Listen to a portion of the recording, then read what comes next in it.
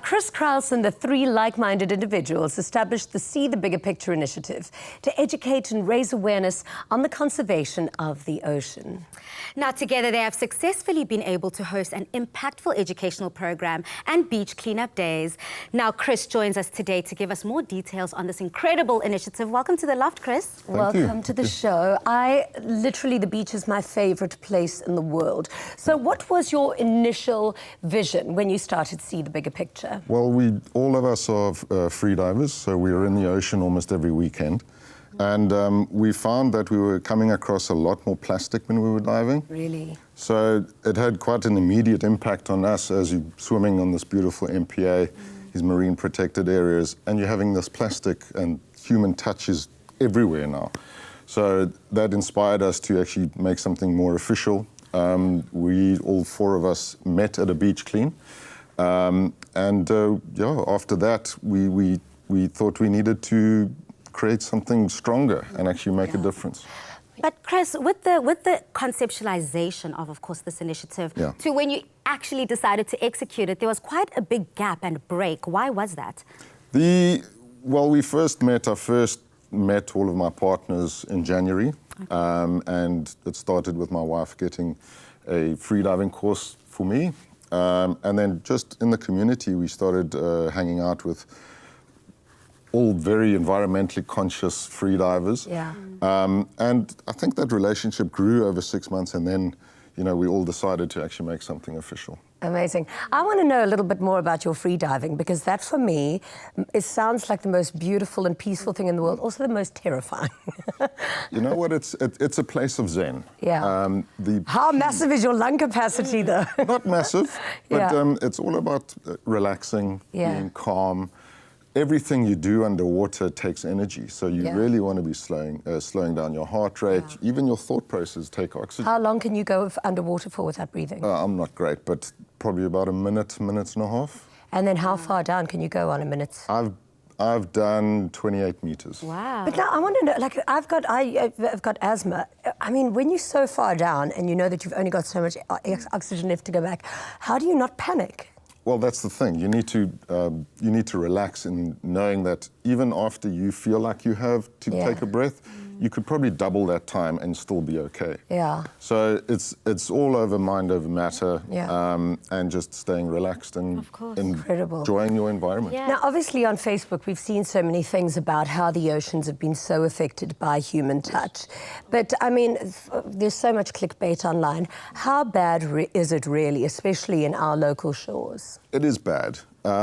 We did a clean in the beginning of the year in Hermanus, which is known for its beauty and its cleanliness. Yeah. And we literally swam in soup, plastic soup. And it was quite an eye-opener for even us who do see plastic almost every day. I dived on Saturday and I pulled out a bag of plastic. It is bad.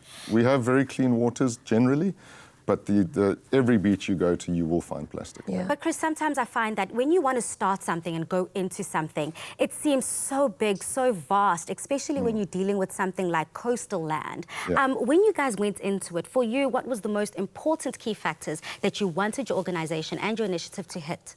The core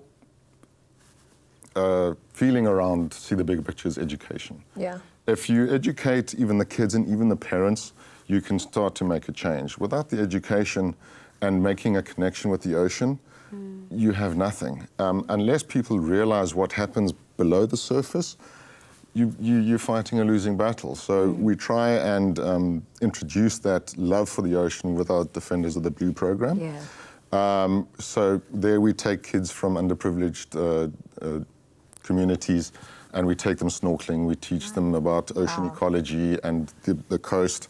And this creates that connection that we so desperately need with the ocean, so that now they start to care about something instead of just seeing a blue line.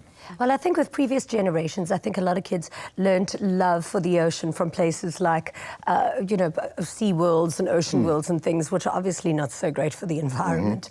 So now the fact that you're doing your Defenders of the Big Blue, it's giving them a completely different perspective of it. What kind of educational things do you cover with these kids? We always dive in an MPA. which is a marine protected area. Yeah. In these marine protected areas, the life is just far more abundant. It is protected, even though we do have a major problem with poaching in the False Bay area. We try and the program we currently work on a lot more formal program with scientists and marine biologists to make it more in line with the curriculum that the department is running. Correct.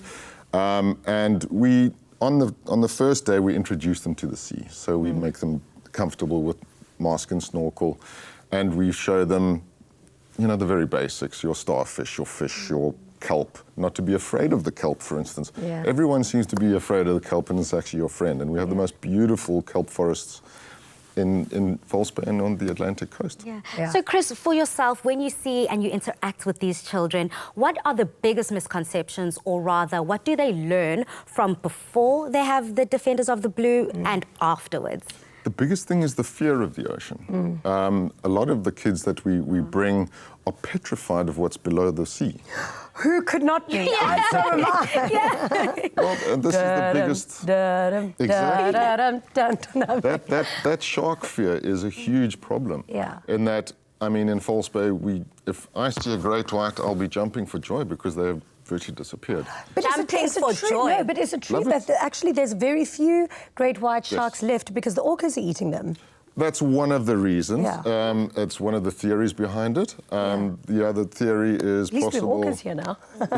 And orcas have never attacked a human being ever, unless it was in captivity. Yeah. So that kind of tells you something. Yeah, they're amazing.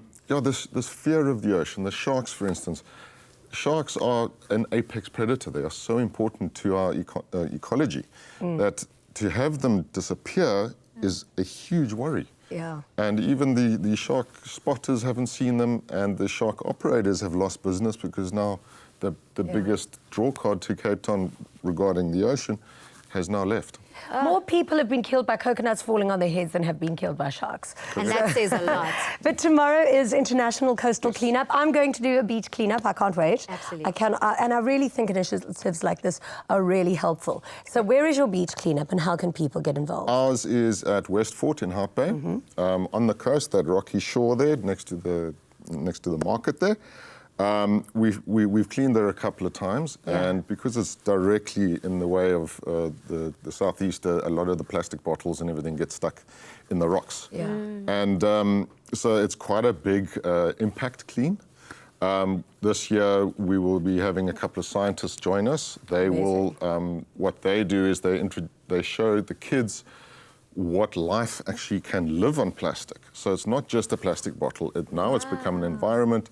And when we pick these bottles up, we try and make sure that those organisms go back into the ocean. So we're not taking out, we're not killing anything while we are busy cleaning. All of our cleans we try to be zero waste. So that means we sort the recycling on the beach. So everyone gets to pitch in and gets to learn how to recycle, what can be recycled, what can't and be then you recycled. separate and we the separate different that, correct. bunches. Well, all the information on how you can get involved will be on our Afternoon Express website. So head over, pledge, and make tomorrow the day that you make an incredible difference to your community and, of course, the coastal lands around us. Now, Chef Mo gives us the lowdown on fruit puffs and the classic custard after the break. See you